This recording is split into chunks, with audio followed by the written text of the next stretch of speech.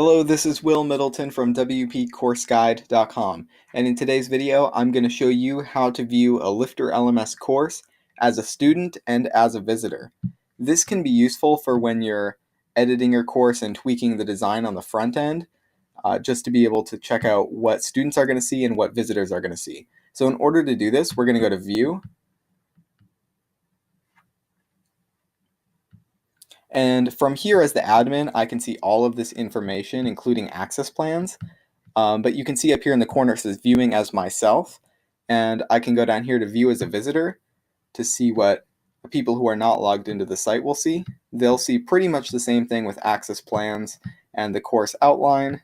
And then if I go up here to view as a student, the access plans should go away because students are already enrolled in the course. Another neat way to view your course as a visitor is to open up an incognito window.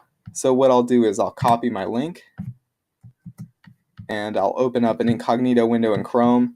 And Safari also has a private browser mode, and so does probably Firefox. So we can pull up the course here, and as you can see, I'm not logged in, so I'm seeing what a visitor will see.